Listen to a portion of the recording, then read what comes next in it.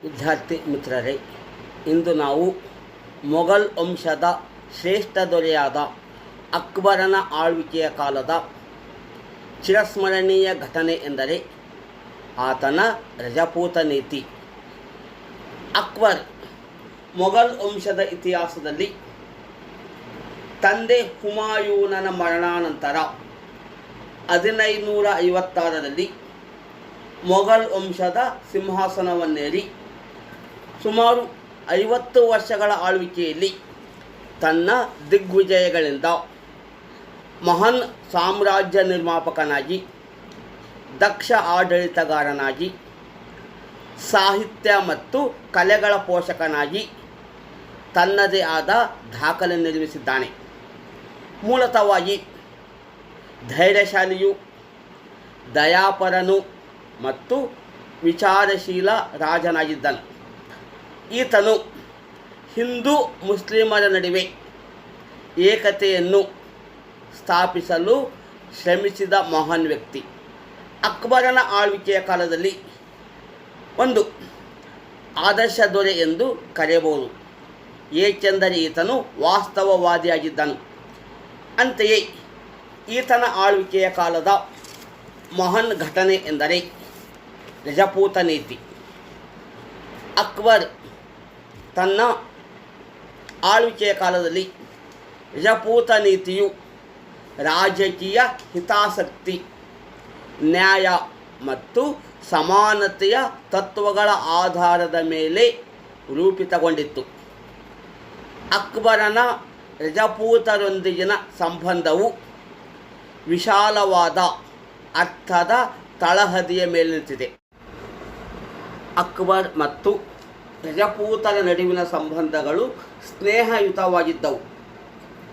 ಅಕ್ಬರನ ರಜಪೂತ ನೀತಿಯು ಧಾರ್ಮಿಕ ನೀತಿಯ ಒಂದು ಭಾಗವಾಗಿತ್ತು. ಅಕ್ಬರ್ ರಜಪೂತರ ಸಹಕಾರ, ಬೆಂಬಲ ನಿರೀಕ್ಷಿಸಿ ಅವರನ್ನು ತನ್ನ ಮಿತ್ರರನ್ನಾಗಿ ಮಾಡಿಕೊಂಡನು. ಈತನ ರಜಪೂತ ನೀತಿಯು ತನ್ನ ಸಾಮ್ರಾಜ್ಯದ ರಾಜಕೀಯ ಮತ್ತು ಸಾಂಸ್ಕೃತಿಕ ಹಿತಾಸಕ್ತಿಗಳ ಸಂಗಮವೆಂದು ಹೇಳಬಹುದು. ಅಕ್ಬರನು ತನ್ನ ಮತ್ತು ಮೊಘಲ್ ವಂಶವನ್ನು ಮುಂದುವರಿಸಲು ಕೇವಲ ತನ್ನ ವಂಶಸ್ಥರನ್ನು ಮತ್ತು ಮುಸ್ಲಿಮರನ್ನು ಮಾತ್ರ ಅವಲಂಬಿಸದೆ ಈ ದೇಶದ ಬಹುಸಂಖ್ಯಾತರಾದ ಹಿಂದೂಗಳ ಸಹಾನುಭೂತಿ ಮತ್ತು ಸಹಕಾರ ಪಡೆಯುವ ಉದ್ದೇಶದಿಂದ ರಜಪೂತ ನೀತಿಯನ್ನು ಅಳವಡಿಸಿಕೊಂಡನು. ಅಕ್ಬರನು ರಜಪೂತರೊಂದಿಗಿನ ನೀತಿಯು ಭಾರತದಲ್ಲಿ ಮೊಘಲ್ ವಂಶಕ್ಕೆ ಭದ್ರ ಬುನಾದಿ ಹಾಕಿತು. ಅಕ್ಬರನು ರಜಪೂತರೊಂದಿಗೆ ಸ್ನೇಹಯುತ ಸಂಬಂಧ ಬೆಳೆಸಲು ಅನೇಕ ಕಾರಣಗಳಿದ್ದವು.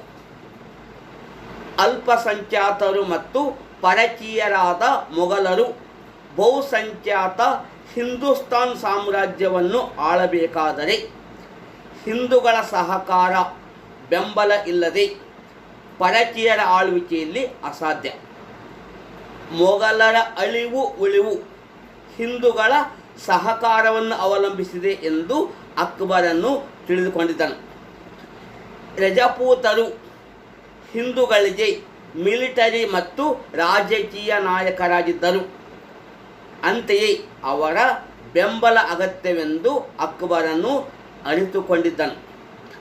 ರಜಪೂತರು ಸಮರವೀರರು, ವೀರಯೋಧರು, ಅಪ್ರತಿಮ ದೇಶಭಕ್ತರು ಮತ್ತು ನಂಬಿಕೆಗೆ ಅರ್ಹರಿದ್ದರು. ಏಕೆಂದರೆ ಅವರಲ್ಲಿ ಕ್ಷಾತ್ರ ಗುಣ ತುಂಬಿತ್ತು. ಅಂಥವರ ವಿರೋಧ ಕಟ್ಟಿಕೊಂಡರೆ ಮೊಘಲ್ ಸಾಮ್ರಾಜ್ಯಕ್ಕೆ ಉಳಿಗಾಲವಿಲ್ಲವೆಂದು ದೂರದೃಷ್ಟಿ ಅಕ್ಬರ್ಗಿತ್ತು.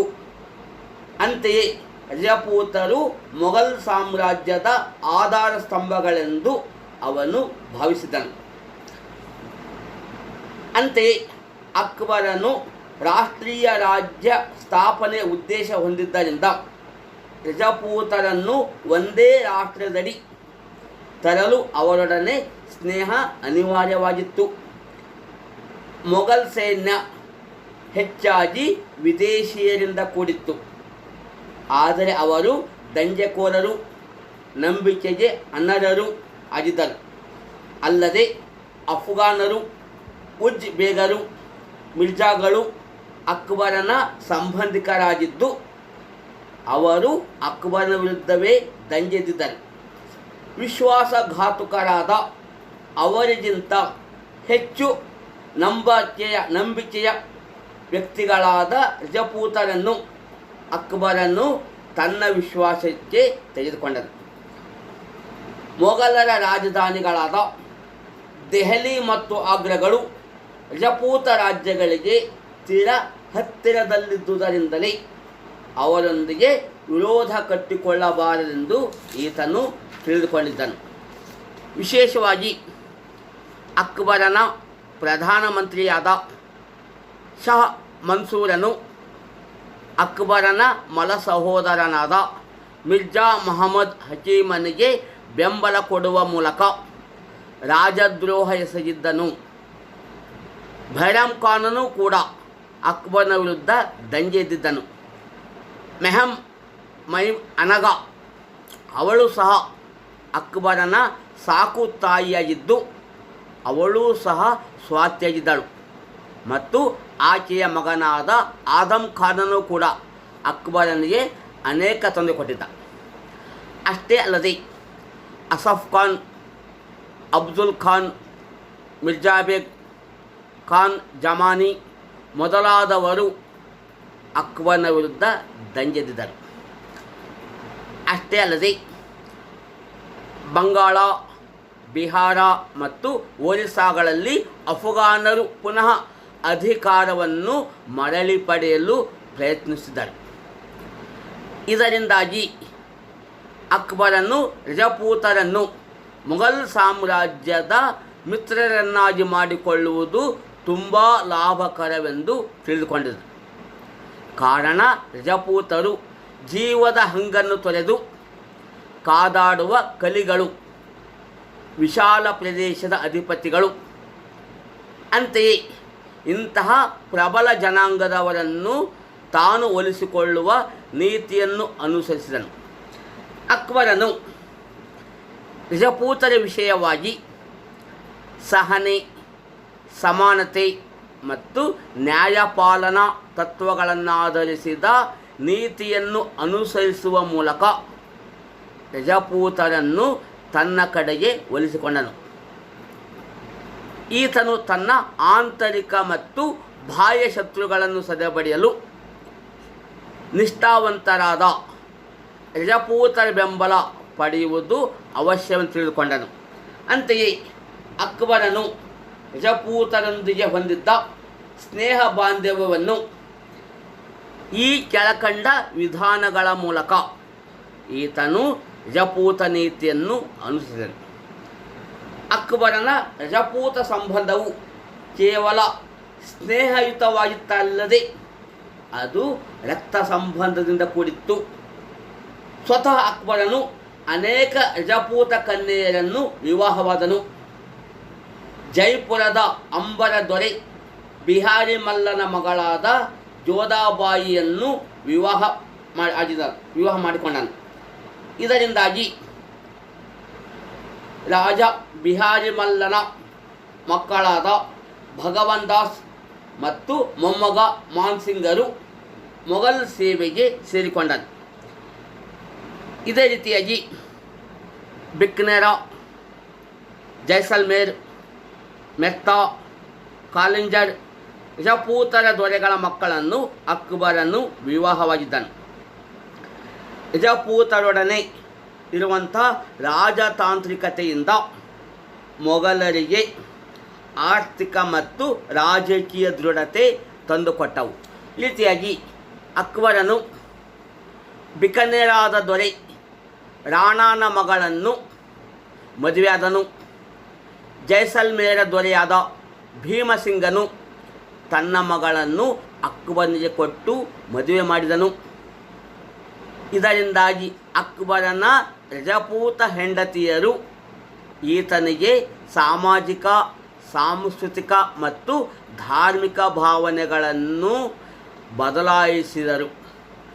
ರಜಪೂತರು ಅಕ್ಬರನ ಜೀವರಕ್ಷಣೆ ಮತ್ತು ಮೊಘಲ್ ಸಾಮ್ರಾಜ್ಯದ ರಕ್ಷಣೆಗೆ ತಮ್ಮ ಪ್ರಾಣ ಅರ್ಪಿಸಲು ಸಿದ್ಧರಾದರು. ಅಷ್ಟೇ ಅಲ್ಲದೆ ಅಕ್ಬರನು ಧಾರ್ಮಿಕ ನೀತಿಯಲ್ಲಿ ಸ್ವಾತಂತ್ರ್ಯವನ್ನು ನೀಡಿದನು. ಮೊಘಲ್ ಸಾಮ್ರಾಜ್ಯದ ಪ್ರತಿಯೊಬ್ಬ ಹಿಂದೂಗಳು ಪೂಜೆ ಮಾಡುವ ಧಾರ್ಮಿಕ ಹಕ್ಕನ್ನು ಪಡೆದರು. ಹಿಂದೂಗಳಿಗೆ ತಮ್ಮ ದೇವತೆಗಳನ್ನು ಆರಾಧನೆ ಮಾಡಲು, ಹಬ್ಬಗಳನ್ನು ಆಚರಿಸಲು ಸಂಪೂರ್ಣವಾಗಿ ಸ್ವಾತಂತ್ರ್ಯ ನೀಡಲಾಯಿತು. ಅಕ್ಬರನು ಮುಸ್ಲಿಮನಾದರೂ ಸಹ ರಜಪೂತರ ಧಾರ್ಮಿಕ ಆಚರಣೆಗಳು, ಆರಾಧನೆ ಮತ್ತು ದೇವತೆಗಳನ್ನು ಗೌರವಿಸಿದನು. ಅವರಿಗೆ ಸಂಪೂರ್ಣವಾಗಿ ಧಾರ್ಮಿಕ ಸ್ವಾತಂತ್ರ್ಯ ನೀಡಿದನು. ಹಿಂದೂ ಮಡದಿಯರ ಪ್ರಭಾವದಿಂದಾಗಿ ಅನೇಕ ಆಚರಣೆಗಳನ್ನು, ಹಣೆಗೆ ತಿಲಕ ಇಡುವುದು,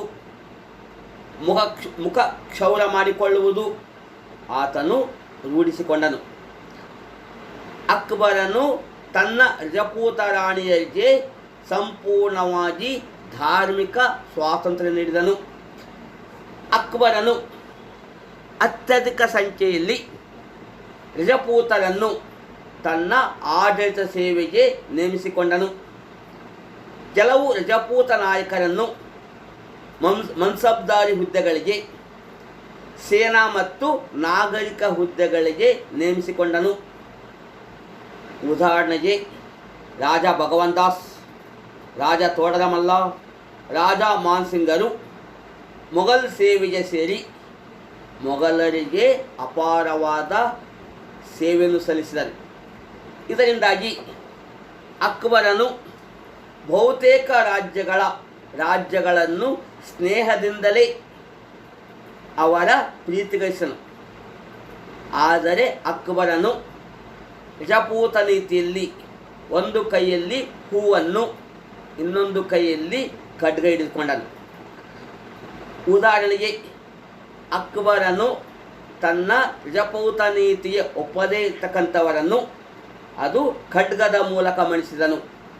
ಉದಾಹರಣೆಗೆ ಮೇವಾಡ ದೊರೆ ಉದಯ್ ಸಿಂಗ್ ಮತ್ತು ಪ್ರತಾಪ ಸಿಂಗರನ್ನು ಖಡ್ಗ ನೀತಿಯಿಂದ ಅವರನ್ನು ಸದೆಬಡಿದನು. ಅಕ್ಬರನು ರಜಪೂತರ ಬೆಂಬಲವನ್ನು ಗಳಿಸಲು ಅಲ್ಲಿ ಜೊತೆಗೆ ರಾಷ್ಟ್ರೀಯ ರಾಜ್ಯವನ್ನು ನಿರ್ಮಿಸಲು ಅನೇಕ ಸುಧಾರಣೆಗಳನ್ನು ಜಾರಿ ತಂದನು. ಅಂದರೆ ಅವನು ಹಿಂದೂಗಳ ಮೇಲೆ ಈ ಮೊದಲು ಸುಲ್ತಾನರು ವಿಧಿಸಿದ್ದ ಯಾತ್ರಿಕರ ತೆರಿಗೆಯನ್ನು 1561ರಲ್ಲಿ ರದ್ದುಪಡಿಸಿದನು. ಹಿಂದೂಗಳ ಮೇಲೆ ವಿಧಿಸಲಾಗುತ್ತಿದ್ದ ಜಿಜಿಯಾ ತೆರಿಗೆಯನ್ನು 1564ರಲ್ಲಿ ರದ್ದುಪಡಿಸಿದನು. ಯುದ್ಧ ಕೈದಿಗಳನ್ನು ಗುಲಾಮರನ್ನಾಗಿಟ್ಟುಕೊಳ್ಳುವ ಪದ್ಧತಿಯನ್ನು 1563ರಲ್ಲಿ ರದ್ದುಗೊಳಿಸಿದನು. ಈ ರೀತಿಯಾಗಿ ಧಾರ್ಮಿಕ ರೀತಿಯಲ್ಲಿ ಹಿಂದೂಗಳ ಬೆಂಬಲ ಪಡೆಯಲು ಅನೇಕ ತೆರಿಗೆಗಳನ್ನು ರದ್ದುಪಡಿಸಿದನು. ಜೊತೆಗೆ ಬಾಲ್ಯ ವಿವಾಹವನ್ನು ರದ್ದುಗೊಳಿಸಿದನು. ಪುರುಷರಿಗೆ 16 ವರ್ಷ ಮತ್ತು ಸ್ತ್ರೀಯರಿಗೆ 14 ವರ್ಷ ವಿವಾಹವನ್ನು ನಿಗದಿಪಡಿಸಿದನು.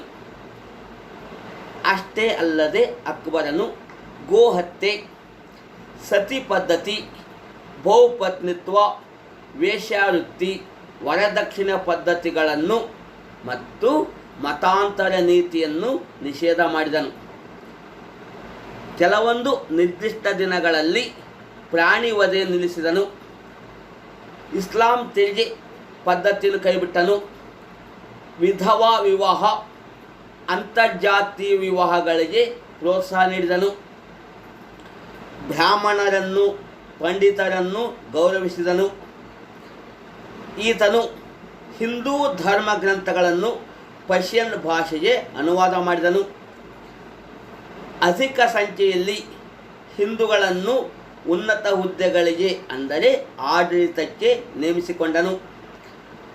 ಈತನು ಹಿಂದೂಗಳ ದೀಪಾವಳಿ, ರಕ್ಷಾಬಂಧನ, ದಸರಾ, ಹೋಳಿ ಮುಂತಾದ ಹಬ್ಬಗಳಲ್ಲಿ ಈತನೂ ಸಹ ಪಾಲ್ಗೊಳ್ಳುತ್ತಿದ್ದನು. ಈತನು ಹಿಂದೂಗಳ ಕರ್ಮ ಸಿದ್ಧಾಂತವನ್ನು ಒಪ್ಪಿಕೊಂಡನು. ಈ ರೀತಿಯಾಗಿ ಆತನು ಹಿಂದೂಗಳ ಬಗ್ಗೆ ಅಂತಃಕರಣ ನೀತಿಯನ್ನು ಅನುಸರಿಸಿದನು.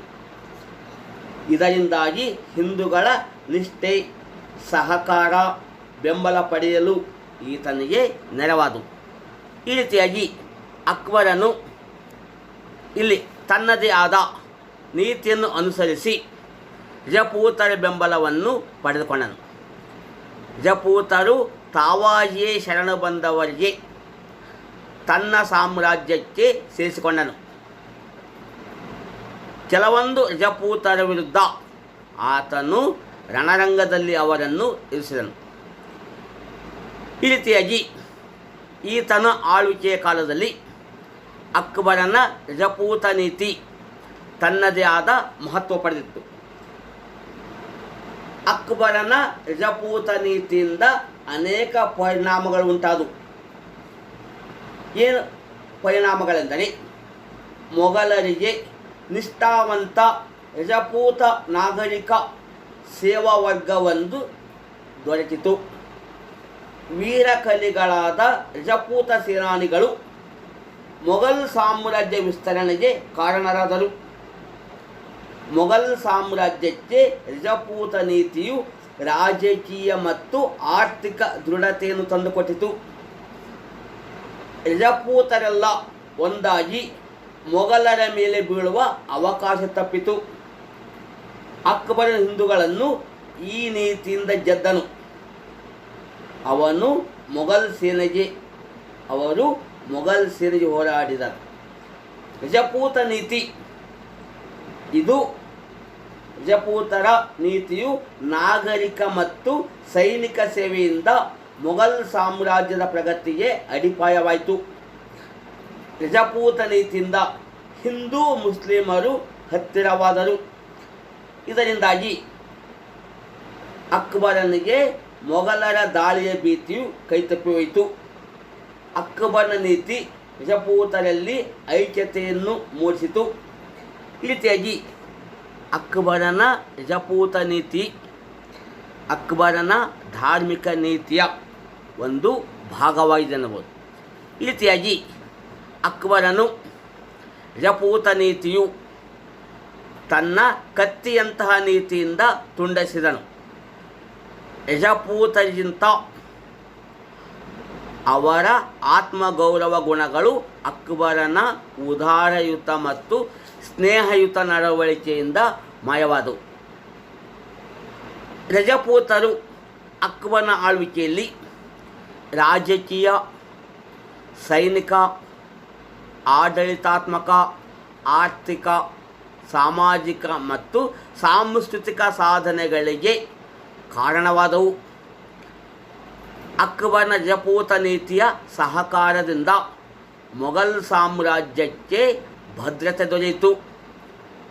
ಅಂತೆಯೇ ಇದನ್ನು ನಾವು ಹಿಂದೂ ಮುಸ್ಲಿಮರ ಸುಂದರ ಸಮನ್ವಯ ಅಂತ ಹೇಳ್ತೇವೆ. ಅಕ್ಬರನ ರಜಪೂತ ನೀತಿಯು ಭಾರತದ ಇತಿಹಾಸದಲ್ಲಿ ಮಹತ್ವದ ಸ್ಥಾನ ಪಡೆದಿದೆ. ಅಕ್ಬರನ ಈ ನೀತಿಯು ಹೆಚ್ಚಾಗಿ ರಾಜಕೀಯ ಹಿತಾಸಕ್ತಿಯನ್ನು ಹೊಂದಿದ್ದರೂ ಸಹ ಅನೇಕ ಧರ್ಮ ಮತ್ತು ಸಂಸ್ಕೃತಿಗಳ ಪ್ರಗತಿಗೆ ಅವಕಾಶ ನೀಡಿತು. ಅಕ್ಬರನ ಈ ನೀತಿಯಿಂದಾಗಿ ಬಹುದಿನಗಳಿಂದ ಪರಸ್ಪರ ದ್ವೇಷಿಗಳಾಗಿದ್ದ ಹಿಂದೂ ಮುಸ್ಲಿಮರಲ್ಲಿ ಸಹಕಾರ ಮತ್ತು ಪ್ರೀತಿ ಬೆಳೆಯಲು ಕಾರಣವಾಯಿತು. ಇದರಿಂದಾಗಿ ಅನೇಕ ಹಿಂದೂಗಳು ಮುಸ್ಲಿಂ ಧರ್ಮಗ್ರಂಥಗಳನ್ನು ಸಂಸ್ಕೃತ ಭಾಷೆಗೆ, ಮುಸ್ಲಿಮರು ಹಿಂದೂ ಗ್ರಂಥಗಳನ್ನು ಪರ್ಷಿಯನ್ ಮತ್ತು ಅರಬಿಕ್ ಭಾಷೆಗೆ ಭಾಷಾಂತರಗೊಳಿಸಿ ಎರಡೂ ಸಂಸ್ಕೃತಿಗಳ ಸಮ್ಮೇಳನಕ್ಕೆ ಕಾರಣವಾಯಿತು. ಅಕ್ಬರನ ಆಡಳಿತಾತ್ಮಕ ಸುಧಾರಣೆಗಳಲ್ಲಿ ಮನ್ಸಬ್ದಾರಿ ಪದ್ಧತಿಯು ಪ್ರಮುಖವಾಗಿದೆ. ಅಕ್ಬರನು ಮೊಘಲ್ ಸೈನ್ಯ ಸಂಘಟನೆಯಲ್ಲಿನ ದೋಷಗಳನ್ನು ಪರಿಹರಿಸಲು ಅನೇಕ ಕ್ರಮಗಳನ್ನು ಕೈಗೊಂಡನು. ಆ ಕ್ರಮವೇ ಮನ್ಸಬ್ದಾರಿ ಪದ್ಧತಿ ಜಾರಿಗೆ. ಈತನು ಮನ್ಸಬ್ದಾರಿ ಪದ್ಧತಿಯ ಮೇರೆಗೆ ತನ್ನ ಸೈನ್ಯ ಸಂಘಟನೆಯನ್ನು ಏರ್ಪಡಿಸಿದನು. ಈಗಾಗಲೇ ಪರ್ಷಿಯಾ ದೇಶದಲ್ಲಿ ಜಾರಿಯಲ್ಲಿದ್ದ ಈ ಪದ್ಧತಿಯನ್ನು ಅಕ್ಬರನು ಭಾರತದಲ್ಲಿ ಜಾರಿ ತಂದನು. ಕ್ರಿಸ್ತಶಕ 1571 1571ರಲ್ಲಿ ತನ್ನ ಸಾಮ್ರಾಜ್ಯದ ಸೈನ್ಯದಲ್ಲಿ ಶಿಸ್ತು, ನಿಷ್ಠೆ ಮತ್ತು ಸಂಘಟನೆಯನ್ನು ಹೆಚ್ಚಿಸಲು ಅಕ್ಬರನು ಕೈಗೊಂಡ ಕ್ರಮವೇ ಮನ್ಸಬ್ದಾರಿ ಪದ್ಧತಿ ಎಂದು ಪ್ರಸಿದ್ಧಿಯಾಗಿದೆ. ಮನ್ಸಬ್ದಾರಿ ಪದ್ಧತಿ ಅರ್ಥ ವಿವರಣೆ.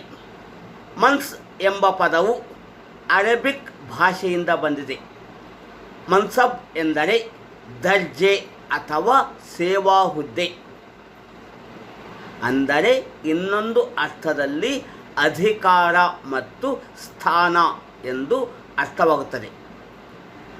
ಅಂದರೆ ಮನ್ಸಬ್ದಾರರೆಂದರೆ ಸಾಮ್ರಾಜ್ಯ ಸೇವೆಯಲ್ಲಿನ ವಿವಿಧ ದರ್ಜೆ ಅಥವಾ ಹುದ್ದೆಗಳನ್ನು ಪಡೆದ ಅಧಿಕಾರಿಗಳು. ಈ ಪದ್ಧತಿ ಆಡಳಿತದಲ್ಲಿ ಮಿಲಿಟರಿ ಮತ್ತು ಸಿವಿಲ್ ಹುದ್ದೆಗಳೆಂಬ ವ್ಯತ್ಯಾಸವಿರಲಿಲ್ಲ. ಅಧಿಕಾರಿಗಳು ಯಾವಾಗ ಅವಶ್ಯವೆಂದರೆ ನಾಗರಿಕ ಅಧಿಕಾರಿಗಳ ಸೇವೆಗೆ, ಸೇನಾ ಅಧಿಕಾರಿಗಳು ಸಿವಿಲ್ ಇಲಾಖೆಯಲ್ಲಿ ಸೇವೆಯನ್ನು ಸಲ್ಲಿಸಲಾಗುತ್ತಿತ್ತು. ಮನ್ಸಬ್ದಾರಿ ಪದ್ಧತಿಯಲ್ಲಿ ಅವರ ನೇಮಕ, ಬಡ್ತಿ ಮತ್ತು ನಿವೃತ್ತಿಯಲ್ಲಿ ಅನೇಕ ನಿಯಮಗಳಿದ್ದವು.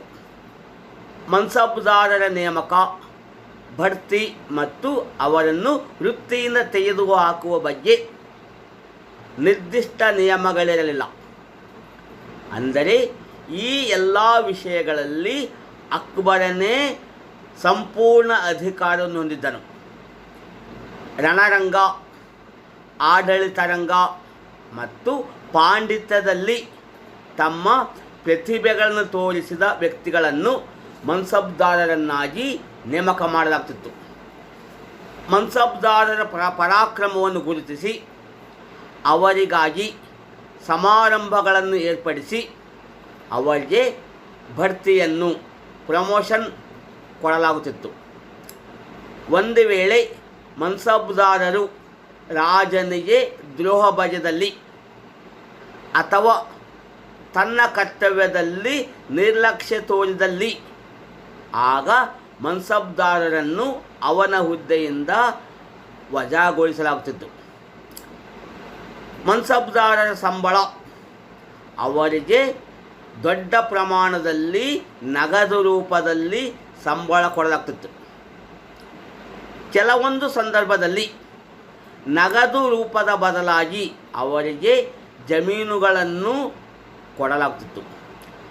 5,000 ಕುದುರೆಗಳ ಮನ್ಸಬ್ದಾರನು ಪ್ರತಿ ತಿಂಗಳು 28,000 ರೂಪಾಯಿಗಳಿಂದ 30,000 ರೂಪಾಯಿಗಳವರೆಗೆ ಹಣ ಪಡೆದಿದ್ದನು. 1,000 ಕುದುರೆಗಳ ಮನ್ಸಬ್ದಾರನು ತಿಂಗಳಿಗೆ 300 ರೂಪಾಯಿಗಳನ್ನು ಪಡೆಯುತ್ತಿದ್ದನು. ಅದೇ ರೀತಿಯಾಗಿ 50 ಕುದುರೆಗಳ ಮನ್ಸಬ್ದಾರನು ತಿಂಗಳಿಗೆ 250 ರೂಪಾಯಿ ಪಡೆಯುತ್ತಿದ್ದನು. ಈ ರೀತಿಯಾಗಿ ವಿವಿಧ ದರ್ಜೆ ಅಥವಾ ಶ್ರೇಣಿಗಳ ಮನ್ಸಬ್ದಾರರು ತಮಗೆ ಅವರ ಕುದುರೆಗಳಿಗೆ ಅನುಗುಣವಾಗಿ ತಮ್ಮ ವೇತನವನ್ನು ಪಡೆಯುತ್ತಿದ್ದರು. 8,000 ಮೇಲ್ಪಟ್ಟ ದರ್ಜೆಯ ಮನ್ಸಬ್ದಾರನು ತಮ್ಮ ಸಂಬಳದಲ್ಲಿ ಸೈನ್ಯ ಮತ್ತು ಕುದುರೆಗಳ ಖರ್ಚು ವೆಚ್ಚಗಳನ್ನು ನೋಡಿಕೊಳ್ಳಲಾಗುತ್ತಿತ್ತು. ಇಲ್ಲಿ ಮನ್ಸಬ್ದಾರಿ ಪದ್ಧತಿಯಲ್ಲಿ ಅನೇಕ ದರ್ಜೆಗಳಿದ್ದವು. ಅಂದರೆ ಅಕ್ಬರನ ಆಳ್ವಿಕೆಯಲ್ಲಿ ಒಟ್ಟು 33 ದರ್ಜೆ ಮನ್ಸಬ್ದಾರರಿದ್ದರು. 10ರ ದರ್ಜೆ ಅತ್ಯಂತ ಕೆಳಮಟ್ಟದ್ದಾಗಿತ್ತು. 20,000 ದರ್ಜೆ ಅತ್ಯಂತ ಉನ್ನತದಾಗಿತ್ತು. ಅಕ್ಬರನು ಮನ್ಸಬ್ದಾರಿ ಪದ್ಧತಿಯನ್ನು ಜಾರಿಗೊಳಿಸುವ ಸಮಯದಲ್ಲಿ 5,000 ದರ್ಜೆಯ ಮೇಲಿನ ಹುದ್ದೆಗಳನ್ನು ತನ್ನ ಮಕ್ಕಳಿಗೆ, ಸಂಬಂಧಿಕರಿಗೆ ಅಲ್ಲಿ ಕೊಡುತ್ತಿದ್ದನು. ಅಂದರೆ ಅಕ್ಬರನ ಆಳ್ವಿಕೆಯ ಕಾಲದಲ್ಲಿ ರಾಜಾ ಮಾನ್ಸಿಂಗ್ ಮತ್ತು ಮಿರ್ಜಾ ಅಜೀಜ್ ಇವರನ್ನು 7,000 ದರ್ಜೆಗಳಿಗೆ ನೇಮಕ ಮಾಡಲಾಗಿತ್ತು.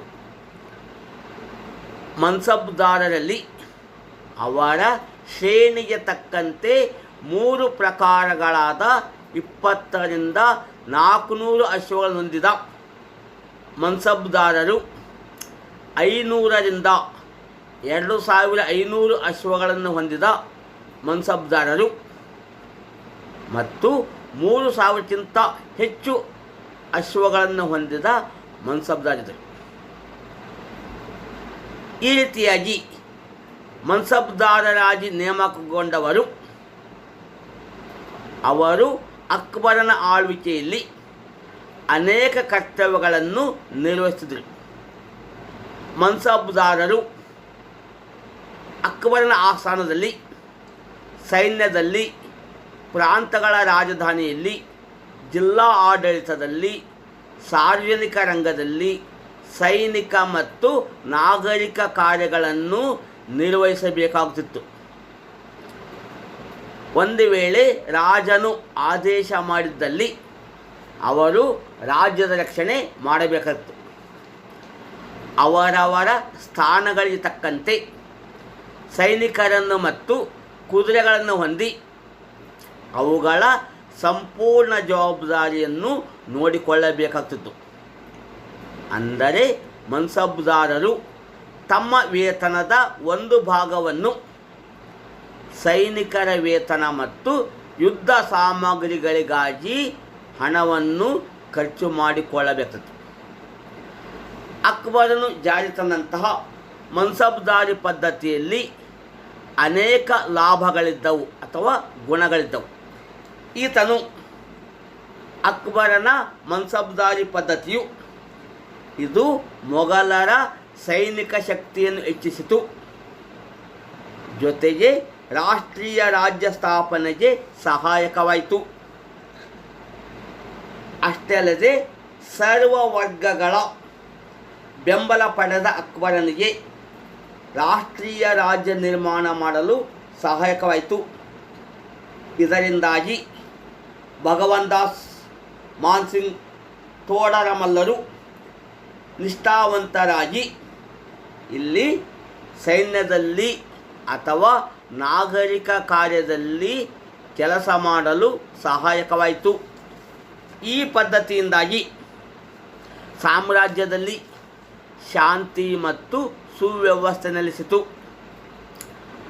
ಮನ್ಸಬ್ದಾರ್ಗೆ ಕೊಡುತ್ತಿದ್ದ ಸಂಬಳದಲ್ಲಿ ಹೆಚ್ಚಿನ ಹಣವನ್ನು ಅವರು ಸೈನ್ಯ, ಅಶ್ವದಳ ಮತ್ತು ಯುದ್ಧೋಪಕರಣಗಳಿಗಾಗಿ ಉಪಯೋಗಿಸುತ್ತಿದ್ದರು. ಇದರಿಂದಾಗಿ ಸೈನ್ಯದ ದಕ್ಷತೆ ಹೆಚ್ಚಿಸಿತು. ಮನ್ಸಬ್ದಾರರು ರಾಜನ ಹಿಡಿತದಲ್ಲಿದ್ದುದರಿಂದ ಅವರು ರಾಜನಿಗೆ ನಿಷ್ಠರಾಗಿದ್ದರು. ಮನ್ಸಬ್ದಾರರು ತಮ್ಮ ಸೈನ್ಯದ ನೇಮಕ ಮಾಡುವ ಅಧಿಕಾರವನ್ನು ಹೊಂದಿದ್ದರು. ಇದರಿಂದಾಗಿ ಮನ್ಸಬ್ದಾರರು ತಮ್ಮ ಪ್ರತಿಷ್ಠೆಯನ್ನು ಹೆಚ್ಚಿಸಿಕೊಳ್ಳಲು ಸೈನ್ಯವನ್ನು ಸದಾ ಕಾರ್ಯೋನ್ಮುಖವಾಗಿರುವಂತೆ ನೋಡಿಕೊಳ್ಳುತ್ತಿದ್ದರು. ಅನೇಕ ರಜಪೂತರನ್ನು ಮನ್ಸಬ್ದಾರರನ್ನಾಗಿ ನೇಮಕ ಮಾಡಿದ್ದರಿಂದ ಅಕ್ಬರನು ತನ್ನ ಸಾಮ್ರಾಜ್ಯವನ್ನು ವಿಸ್ತರಿಸುವಲ್ಲಿ, ಹಿಂದೂಗಳ ಸಹಕಾರ ಪಡೆಯುವಲ್ಲಿ ಸಹಾಯಕವಾಯಿತು.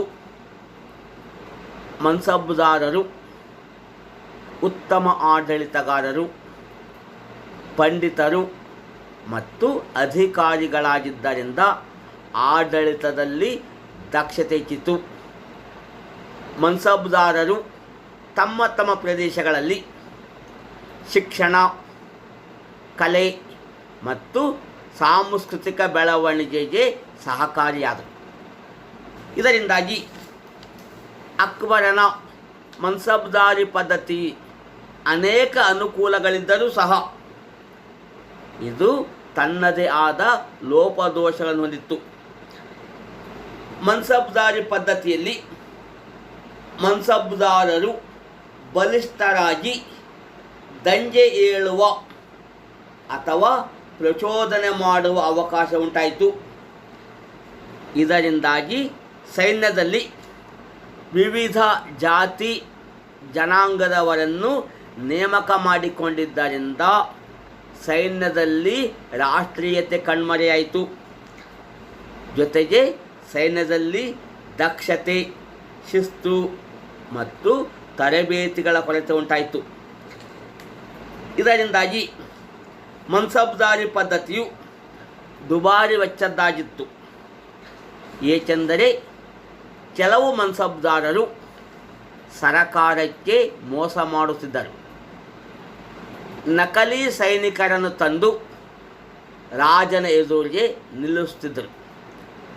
ತಮ್ಮ ಸೈನಿಕರನ್ನು ರಾಜನ ವೀಕ್ಷಣೆಗೆ ತರಬೇಕಾದಾಗ ಮನ್ಸಬ್ದಾರರು ಸೈನಿಕರಲ್ಲದವರಿಗೆ ಸೈನಿಕ ಉಡುಪುಗಳನ್ನು ಧರಿಸಿ ಕರೆತರುತ್ತಿದ್ದರು. ಸೈನ್ಯದಲ್ಲಿ ಉತ್ತಮ ಕುದುರೆಗಳ ಬದಲಾಗಿ ಬಲಹೀನ ಕುದುರೆಗಳನ್ನು ಸೇರಿಸಲಾಗುತ್ತಿತ್ತು. ಮನ್ಸಬ್ದಾರಿ ಪದ್ಧತಿಯ ಇನ್ನೊಂದು ಲೋಪದೋಷವೆಂದರೆ ಈ ಪದ್ಧತಿಯು ತುಂಬ ಖರ್ಚಿನದಾಗಿತ್ತು. ಮನ್ಸಬ್ದಾರರು ಸೈನ್ಯ ಮತ್ತು ಅಶ್ವಗಳಿಗಾಗಿ ಕೈತುಂಬ ಸಂಬಳ ಪಡಿಸಿದರು. ಆದರೆ ಅವರು ಸಂಬಳದಲ್ಲಿ ಸ್ವಲ್ಪ ಹಣವನ್ನು ಮಾತ್ರ ಖರ್ಚು ಮಾಡಿ ಉಳಿದ ಹಣವನ್ನು ತಮ್ಮ ಸುಖವಿಲಾಸಗಳಿಗಾಗಿ ಉಪಯೋಗ ಮಾಡಿಕೊಳ್ತಿದ್ದರು. ಈ ಪದ್ಧತಿಯಲ್ಲಿ ಸೈನಿಕರು ತಮ್ಮ ತಮ್ಮ ಮನ್ಸಬ್ದಾರರಿಗೆ ಮಾತ್ರ ನಿಷ್ಠರಾಗಿದ್ದರು. ಆದರೆ ಅವರು ರಾಜನಿಗೆ ನಿಷ್ಠೆಯನ್ನು ತೋರಿಸುತ್ತಿರಲಿಲ್ಲ. ಇದರಿಂದಾಗಿ ರಾಜ ಮತ್ತು ಸೈನಿಕರ ನಡುವೆ ನಿಕಟ ಸಂಪರ್ಕ ಕಡಿದು ಹೋಯಿತು. ಮನ್ಸಬ್ದಾರರು ತಮ್ಮ ಸೈನ್ಯದ ಮೇಲೆ ಸಂಪೂರ್ಣ ಹಿಡಿತವನ್ನು ಇಟ್ಟುಕೊಂಡಿದ್ದರು. ಇದರಿಂದಾಗಿ ಅಕ್ಬರನ ಮರಣಾನಂತರ ಮನ್ಸಬ್ದಾರರು ಬಲಿಷ್ಠರಾಗಿ ಕಾಲಾನುಕ್ರಮದಲ್ಲಿ ಮೊಘಲ್ ಸಾಮ್ರಾಜ್ಯದ ಅವನತಿಗೂ ಸಹ ಕಾರಣರಾದರು. ಮನ್ಸಬ್ದಾರರು ತಮ್ಮ ಕರ್ತವ್ಯ ಮತ್ತು ಹೊಣೆಗಾರಿಕೆಯನ್ನು ಮರೆತು ಸುಖವಿಲಾಸ ಜೀವನವನ್ನು ಆರಂಭಿಸಿದರು. ಈ ಪದ್ಧತಿಯಲ್ಲಿ ದಕ್ಷತೆ, ಸಂಘಟನೆ ಕಡಿಮೆಯಾಗಿ ಇಲ್ಲಿ ಮೋಸ, ಭ್ರಷ್ಟಾಚಾರಗಳು ತಲೆದೋರಿದವು. ಒಟ್ಟಿನಲ್ಲಿ ಅಕ್ಬರನ ಆಡಳಿತವು ಮನ್ಸಬ್ದಾರಿ ಪದ್ಧತಿಯನ್ನು ಅವಲಂಬಿಸಿದ್ದರಿಂದ ಅದು ಸೈನಿಕ ಸ್ವರೂಪದ್ದಾಗಿತ್ತು. ಸಾಮ್ರಾಜ್ಯದ ಸೇವೆಯಲ್ಲಿದ್ದ ಅಧಿಕಾರಿಗಳು ಪ್ರಥಮವಾಗಿ ಸೈನಿಕರಾಗಿದ್ದರು. ಮನ್ಸಬ್ದಾರರು ತಮ್ಮ ಸೇವಾ ಅವಧಿಯಲ್ಲಿ ನಾಗರಿಕ ಮತ್ತು ಸೈನಿಕ ಆಡಳಿತ ವಿಭಾಗಗಳಲ್ಲಿ ಸೇವೆ ಸಲ್ಲಿಸಬೇಕಾಗುತ್ತಿತ್ತು. ಅಕ್ಬರನ ಆಳ್ವಿಕೆಯ ಕಾಲದಲ್ಲಿ ಹುಟ್ಟಿಕೊಂಡ ಮನ್ಸಬ್ದಾರಿ ಪದ್ಧತಿಯು ಈತನ ಆಳ್ವಿಕೆಯ ಕಾಲದಲ್ಲಿ ಸಾಮ್ರಾಜ್ಯ ವಿಸ್ತರಣೆಗೆ ಸಹಾಯವನ್ನು ಮಾಡಿ ಅಲ್ಲಿ ಶಾಂತಿ ಮತ್ತು ಸುರಕ್ಷತೆಯನ್ನು ಕಾಪಾಡಿ